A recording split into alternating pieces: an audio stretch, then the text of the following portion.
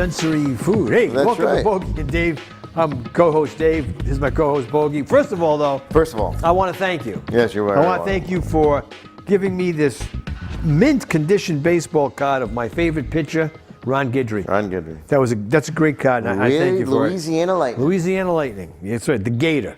Had one of the finest seasons of any modern day pitcher in 1978 when he won the MVP award with Jim Rice, right? No, he won the Cy Young Award. Rice won the MVP. Rice won the MVP, but they were neck and neck for MVP. Yeah, exactly. I always thought that Guidry could stand up to any pitcher. He had 5 years of 20-win seasons. He was a How come great he's ball not in the player. Hall? I don't understand. I've argued that point for a long time about why we should be. I he should be in the Hall. stumbled upon another guy who played in the 1880s. I wish I could tell you his name. I can't. McCormick, his name was, last name. He won like 250 games playing in the 1870s and 80s and early 90s. And if you look at the gray ink, like this site, baseball-reference.com, lists some of the standards for becoming a Hall of Famer, he hits every one. But the Veterans Committee has never inducted him. You want to see something fascinating? Go back into the old Providence Grays. Yeah, old Hoss Radbourne. Go take a look at the innings that he threw. Oh, It were incredible. Amazing. Like 400 innings these guys would throw, you know? They're horses. Yeah. And now you go 5 innings, you get pulled. 75, 100 pitches, you're out of there. It, you're out of there. Tanaka hits 76 pitch, bingo. And we try to say that the human arm has progressed and the human body has progressed. Those guys back in the 1880s, they were all farmers. Even the early 1900s, you look at Walter Johnson, Cy Young, Christy Mathewson. Those guys were horses. Walter Johnson threw both ends of a doubleheader. But you take a look, though, at the way a lot of them threw, and they had a 3/4 to sidearm delivery, which was less strain. That's right, on the elbow. But you know what? When they hit... They still got hurt back then. Yeah, when they still got into their like mid-30s, their careers were essentially really winding down. With the exception of guys like Johnson. And they really not only played hard and some of the most atrocious fields, but they lived hard lives. I mean, they drank. I mean, these guys were... Regularly. They didn't have all of these, health statistics and diet aids and trainers. And the thing is, too, that I've heard the argument that Babe Ruth would never fare as well against these modern-day pitchers. And then I've also heard that Walter Johnson would never have fared as well against these modern-day batters. They have quicker hands, quicker wrists. They're in better shape. Are they in better shape when you look at what we just said? Those guys threw easily, in some games, probably 175 pitches. They dominated. Yeah, they dominated in their time. And then they'd come out. And if they pitched an entire day, both ends of the doubleheader, like Walter Johnson, he probably threw some days 400 pitches. Yeah, exactly. But to that point, the players also back then were an unruly bunch, and they would stay out all hours of the night. Which brings me to this story. Now I'm reading the book right now, Billy Martin. Is it good? I forgot. It's something genius. It's a real good book. It really is. It's so. I'm in the first like 30 pages, and it's really interesting. But he brings up how he first met Casey Stengel. And Stengel was a manager. I didn't know this, but Casey was also studying to be a dentist. I never knew that, Casey Stengel, right? So Casey would go to bed early, and he knew his players were like sneaking out and breaking curfew. So what he did, the guy was a genius. He gave a baseball to the back in those days, the guy that ran the elevator was like a bellhop type of thing, and he ran the elevator. He said, listen, all the guys that come in here after 9 o'clock, he's get their autograph on the baseball, and then just ask for their autograph, and then give me the baseball. So the next morning, they couldn't figure out how Casey knew, because Casey would go to bed like 8 o'clock, 9 o'clock at night. That's how he knew. He'd get the baseball from the bellman, and he'd see who the heck came in late at night. Casey Stengel was a good outfielder, too, He was incredible. I mean, he had some World Series that he actually, one of them he won single-handedly. He was a good hitter. Great hitter.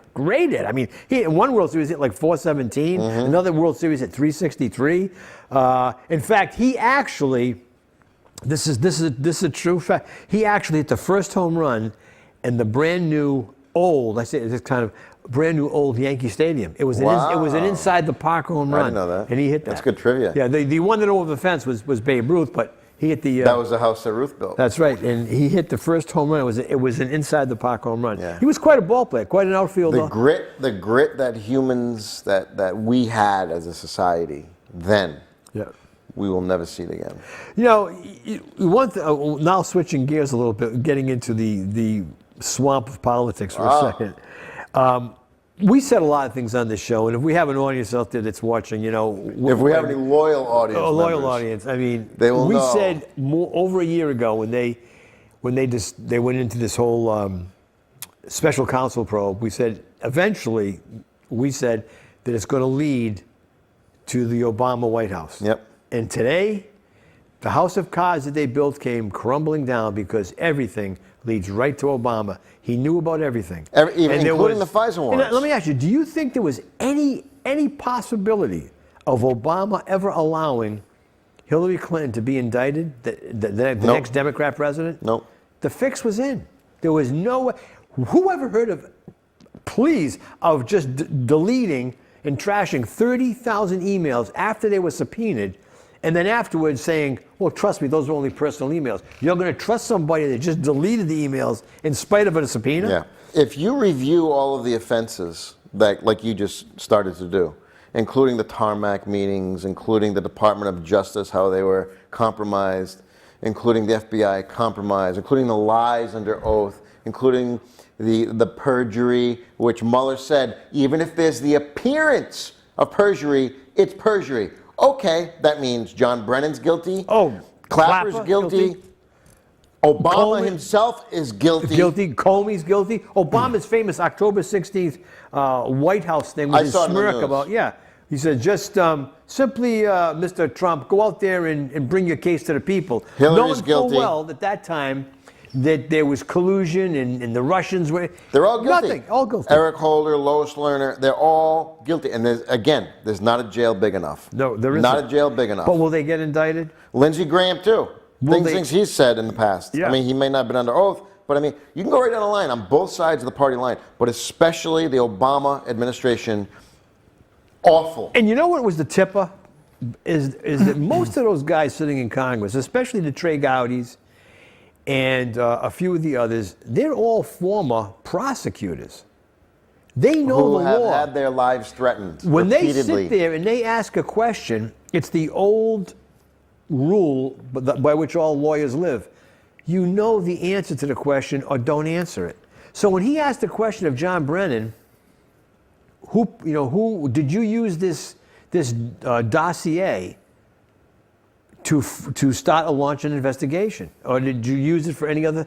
No, he sat there and lied. Gowdy knew he was lying, but you can't simply say, you know what, you're a liar. He just had to let that sit, and now it's coming back to haunt Brennan, who was one of the sleaziest people ever to crawl. Yeah, I brought, relative to that, Double Standards of Mueller Probe Are Destined to Collide is the title of an article by Victor Davis Hanson. This is a syndicated national article. I'm just going to read just a little bit. He sums up everything, how it dovetails right back, which is exactly what you just said. I'm just going to read a little bit. The country is about to witness an investigatory train wreck. In one direction, Special Counsel Robert Mueller's investigation train is looking for any conceivable thing that President Trump's campaign team might have done wrong in 2016. The oncoming train is slower but also larger. It involves congressional investigations, Department of Justice referrals, and Inspector General's reports. Why are the two now about to collide? By charging former National Security Advisor Michael Flynn for lying to the FBI, Mueller emphasized that even the appearance of false testimony is felonious behavior. So I'm going to jump down. If that is so, then the Department of Justice will likely have to charge Andrew McCabe with perjury or related offenses. Former FBI Director James Comey may also have lied to Congress when he testified that he had not written his report on the Hillary Clinton email scandal before interviewing Clinton. Former Director of National Intelligence James Clapper and former CIA Director John Brennan lied under oath to Congress on matters related to surveillance. Clinton aides Cheryl Mills and Huma Abedin likely lied when they told FBI investigators they had no idea that their then boss, Clinton, was using an illegal private email server. Both had communicated with Clinton about it. The Mueller team is reportedly still looking into the possibility of election cycle collusion with Russia by Trump officials. That track will require Mueller's Department of Justice counterparts to look carefully at the Clinton campaign, which paid opposition researcher Chris Steele for dirt on Trump. Mueller's team apparently has assumed that Michael Cohen's status as Trump's attorney offers no protection under normal attorney-client privilege protocols. This is where it gets really, really interesting. If that is true, the Department of Justice will have to investigate why the FBI allowed Clinton aide Mills to pose as Clinton's attorney and thereby be shielded from providing testimony on what she knew. Remember, she was not allowed to testify on what she knew about the email scandal involving her client. Investigators have swarmed Cohen's offices. The FBI should probably then reopen the investigation into the Clinton email scandal, given that Clinton destroyed more than, as you just said, 30,000 emails, as well as computer hard drives. What is going on? Mueller has searched far and wide for wrongdoing, but so far has found little. Meanwhile, there's plenty of other wrongdoing already found, but no one seems to be looking at it. No one thought Hillary Clinton would blow the election. Top Obama officials at the FBI, DOJ, and other intelligence agencies believed in 15-16 that they could ignore laws with impunity since a protective Clinton administration would soon be in power, they thought. I want to go back. It comes right back. Anybody that's had any dealings with the Clintons has ended up dead Or in jail. or in jail. I mean, what was the husband and wife team there that was with them with the Whitewater scheme? Valerie Plame? No. The husband and wife team that were partners with them in the Whitewater scandal. I can't remember their name. Sure. She went to jail. He went to jail. Not I the think he Riches, ended up was it? dying. He Not ended the- up the dying in Riches? jail. Was it Rich? No, it wasn't. Yeah. And then there was this other lawyer that was one of her partners at the Rose Law Firm, and he was a lawyer in the early days of the Clinton administration, the Bill Clinton administration, and he ended up going to jail. I can't remember their names. I know. The list is long. The list and is so distinguished. long, really. Yeah. So now you fast forward it, right, and look at all of the people that are going to end up going to jail or dirty because they got in bed with this absolute vile creature in any of the Clintons, even Obama. But through all of this, it seems, through all of this, Jeff Sessions is still on vacation at Walt Disneyland. Sessions was a mistake. There's no doubt he was a mistake. This guy is a And the joke. more I think about he it, hasn't even made statements on anything. Yeah, unless he's going to suddenly flash, he's going to be like Blitz. He's going to do a Blitz. And that's what he's been doing all this time. Come on. Well, there's a theory out there that the reason why he's not doing anything because once it's done, his job will be over. That's when Trump will probably fire him. I think it goes a little bit deeper. I think that it's shameful, and he seems the shame that he thinks will hurt the country more than the truth. And that's where I think he tends to end up falling in this situation. I think that he tends to lean towards, the truth will hurt more than what's actually the assumptions that are out there. And let's talk about how Obama bought a house right down the street from the White House, and people talked about, oh yeah, shadow presidency, ha ha ha. Really? How's that working out for you now? Yeah, this whole presidency was a joke. I mean, 8 years of a joke. And the country, that voted for this, you had 4 years to figure this guy out that he was nothing. He was an empty suit. Completely had no experience whatsoever, and you put him as the most powerful man on the face of the earth? I have a very explosive question to ask you. Right. Ready? We see all this coming out now. How all these people have lied. I'm sorry, but in my mind, did they lie about their birth certificate? Oh, you mean where he was born? That's not out of the realm now. No, it isn't. Now that all these lies have come out, now that deep state was covering for him, were they covering for him with regards to his birth certificate? I mean, all these birthers, were they right all along? Why would his half-brother and some aunt say that he was born in Kenya? I mean, I don't, you know, This I've was kind a- of, I've got to put that in the back of my mind because you know what? I'm so sick and tired of hearing about that. The point is, he was made the most powerful man. Yeah. And I remember landing in Baltimore on a business trip I had to take back in, was it 2008 when he got elected, 2010, whatever he got elected. I remember landing there and going and sitting in, it was early, I was going to have breakfast early, and it was the inauguration, he was giving a speech, and I remember they kept cutting to Juan Williams, who's one of the people on the on Fox News, and Juan Williams is crying. And I understood. I mean, at the time, I didn't vote for Obama, and I would have never voted for Obama because I just didn't think he had the experience at all, on any level, to do anything more than, you know, be a senator and see if you can figure that out, okay? And I remember Juan Williams crying about it. And I said, you know, it's a touching moment. You know, the first black president in history, Yeah. you know, is inaugurated. And I get it. But so now, I wonder if Juan's crying over what a rotten president he has been, and the lies that are just one after the other. They talk about Trump lying. He basically... I mean, Trump may bloviate. This is the biggest Obama hoodwinking. lied. They hoodwinked the people. They Yeah. fooled the people. This is the biggest sham ever. And I gotta tell you, anybody out there that watches this that may know me, if you say anything to me that even smells of like you think that, well, Obama was a good person, forget it. Not a good person. But Dave, not at all. this is where it even stinks. Don't want to hear it. This is where it even stinks Yeah. more. You think the Bushes knew? Yup. Oh yeah, You absolutely. think Bill Clinton knew? Yes. Yup. Yes. Yup. You think Jimmy Carter knew? Yes. Yup. Did they open their mouths? No. Supposedly Jimmy Carter was an agent for the Trilateral Commission. I said that in the last show. Mm-hmm. This deep state is so deep.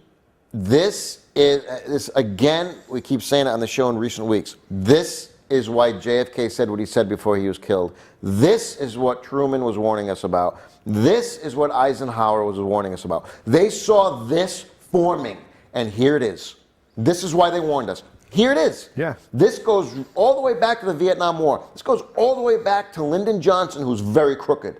This goes all the way back. Deep state started to get its tentacles, okay, in how things are run, irrespective of the people, way back when. And now it is so deep, they're freaking tripping over each other. And that's why so many people are lying, because there's too many people in the mix and they can't cover for each other enough. You know, when It's disgusting. It's a whole thing of lies. No, because you would need a scorecard Exactly. to try to figure out what should I say at this point in time. What if a you were- box if you were score one- this would be. If you were one of that group, you wouldn't know how to answer any questions.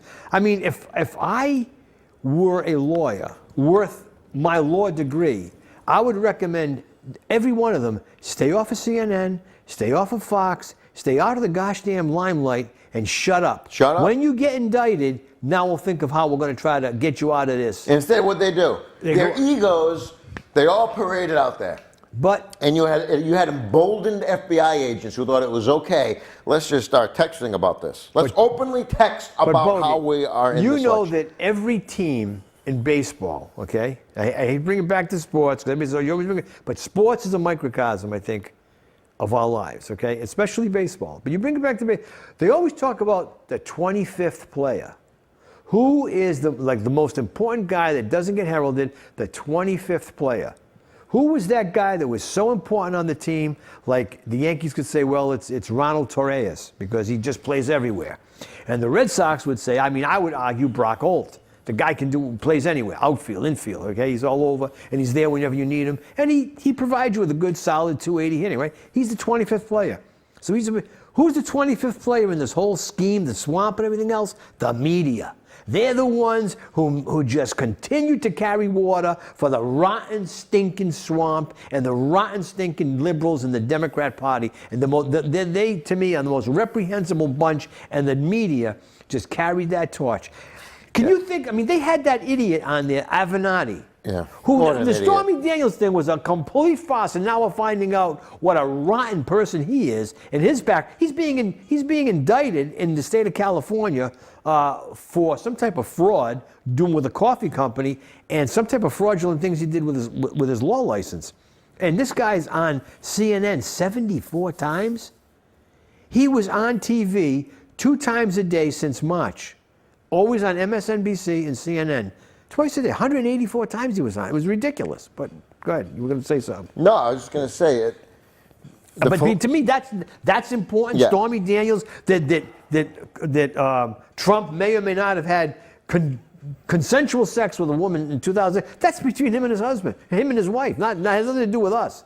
They didn't do it in the Oval Office. Who cares? It wasn't like Bill Clinton. No, it wasn't. It In wasn't. the Oval Office on taxpayer dollars. And you know what? What I said on this show a month ago, how he ruined Monica Lewinsky's life. Guess what? She gets invited to this big hoo-ha thing, right? Completely invited by Vanity Fair or some magazine like that to some big gala.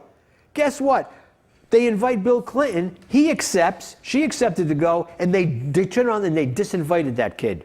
That's how much her life has been ruined by that rotten, stinking. Oh, I can't. I think Clinton. They're just ignoring this. No, they just. Oh, we got Bill Clinton here. They disinvited her. He's a rock star, Bill Clinton. Why would you ever invite him when you've already invited her? Because Bill Clinton's a rock star. Yeah, he's coming to Rhode Island. And they're talking about, oh, you want to go? He wants to, questions and answers with Bill Clinton. I'd like to go and throw a shoe. You know, if the FBI is going to come after me, come on, because I'd throw an egg at him. He's just rotten. That whole Clinton thing is just a nest of vipers. And anybody that they've had anything to deal with ends up, their lives are ruined. I agree with you. Yeah. Well, I think there needs to be, and I think there will be, a watershed moment when Horowitz is something's going to happen that's going to make all of the media who have been carrying their water and all of these show hosts like on The View and they're never going to change their mind. no, something's going to happen where there's going to be a pause. There's going to be a loud pause. Uh-oh. You know, there's going to be an uh-oh moment where they realize, okay, they got us, and it's true. We've been trying to not believe this, but I guess it is true that there's nothing there, and we're all idiots. And I are you going to there's ignore? going to be that moment. Are you going to ignore the work and the successes that Trump has had in the last year and a half? I mean, are you going to? There's so many successes in a year and a half that I think that the magnitude of the successes is now starting to dwarf everything all of the presidents in the last 20 years have done. You know, with the exception, going all the way back to Reagan. He does bloviate and he does brag, but you know what? That's his ego. But you know what? But he wouldn't have won. Guess what? I think that's part of the thing, his gravitas, or whatever you want to call it, that makes him, likable. I mean, wasn't that part of the shtick of Muhammad Ali? I mean, he would say, "I am the greatest, and I can do this, and I can," and he did it. He delivered. He delivered the goods. He won the fights, and that's what Trump's doing. He's going out there saying, "I'm the negotiator." People are a little cuckoo. Oh, I know. Our society is cuckoo right now. There was a question asked to some people: would you rather date a Trump supporter or a convicted felon? Yes, I heard that. And they said convicted felon. Yeah. There you go. You put your life in the hands of a convicted felon. Yeah. What an idiot. Yeah, I know. I can't. Their hatred goes so deep. No. But Dave, they want peace. Yeah. They want peace, but they hate, but they want peace. But when Obama got elected, all right, I just threw my hands up and said, okay, I gave it my vote in the other direction. Yeah, I think he had the opportunity to be the greatest president ever. He had right there, right for his taking. He could have bridged every divide. He had all three. He had the House, he had Congress, he had the executive branch, and he had right there for the taking. And what does he do? He blows it. But he continued to blow it, and all the time, all he was a liar. The kind of president he was, let's not forget this, the kind of president he was. Trying to be briefed on national security issues, not to come with me to that. You know the drill. Go talk to Valerie. Right. Didn't want to be bothered. This guy didn't want to be bothered with anything. And see, the guy we have Smooth now, as silk. he wants his hands He in wants everything. his dirty. He He wants wants his to hands know dirty. exactly That's what's going right. on. He That's the doesn't say, "Oh, difference. go talk to Kelly." That's Or go- right. No, he says, "I want to know everything." I will put it in Valerie front of me. Jarrett ran his White House, Yeah. not him. And Valerie Jarrett was another snake, another person. We haven't heard way that over name, their have head. we? Oh no. Hey, did you hear about Hungary? No. Oh yeah, what they did to Soros. They drew him booted out, booted him. Yeah. Why hasn't the U.S. done that? Why didn't George Bush do that? Because in the U.S., Why didn't Clinton do that? No, money, cash, the millions that Let me tell you flowed. something. The money taken, anyone who took money from Soros for what he did to international economies, thus people, innocent people overseas, you know the Clintons took money from them. You know Obamas took money from them. You know the Bushes probably took money from them. Isn't that in bed with practical terrorism? It's political terrorism. Sure. When they talk about what happened in Charlottesville, they ignore the fact that his money funded Antifa. Yeah. And Antifa is a very violent group that loves to start problems, cause violence anywhere they go. So when Trump says both sides were guilty there in Charlotte, he was right. Yeah. Both sides were, because you see neo-Nazis marching or the Ku Klux Klan marching, you don't go to it. You don't give them any That's right. credibility. But they went because they were looking to start a fight. So when he said, both sides were guilty, and both sides have a right to free speech. And I'm sick and tired, just to shift gears a little bit, I'm Yep. sick and tired of a lot of these anti-gun people using Las Vegas as an example. I'm going to say this again. We don't have any of the surveillance videos or photographs. Why? Or any of the facts. Why? Yeah. We do not have them. And there are eyewitness accounts of people running from bullets who said there were multiple gunmen, because I would run this way and there were bullets going that way. I'd run the other way. There's bullets going that way too. There were multiple gunshots, multiple gun angles, okay? And one of the most heavily surveilled places on earth. We don't have video or photographs. Nothing. All we did have was an FBI agent standing behind the Las Vegas chief of police, whispering in his ear things to say and how to answer questions. Why was that? The guy's not competent enough to answer his own questions? Because the FBI had their hands dirty in that too. That's my theory. Yeah, my theory. We knew more about the Kennedy assassination in a short period of time You're thereafter damn right. than we did over this That's right a great here. point. And back then, we only had the Zapruder film. That's a great point. And we only had that one video footage of Ruby shooting Oswald. That's a dirty massacre. And let's not forget, 8 to 10 people who survived that shooting, the Vegas shooting, died within 4 weeks. Yeah. Or 5 weeks, because they were squawking how there was more than one gunman. They were going on Facebook. One girl and one woman in particular was really being quite vocal about how there was more than one gunman in Vegas. She's dead. Yeah. Yep. And That thing stinks. it's unfortunate. That It really stinks. is. It's unfortunate that we just found out too that the cop that what was his name, Peterson, that didn't go into the Parkland shooting down there in Florida. Whatever his name was. Whatever his name was, is now retired with a huge Nice, right? That's retirement. convenient. Yeah. That's why he didn't go into the building. That's right, exactly. Anyway, we're down to our last few seconds of the show. I want to thank everybody for watching, and we'll be back again next week, hopefully. And with some more take on this. Do some research hopefully by on then- Louisiana lightning, everybody at home. And by the way, let's hopefully by then the Inspector General's report will be out. Thanks for watching. Salud.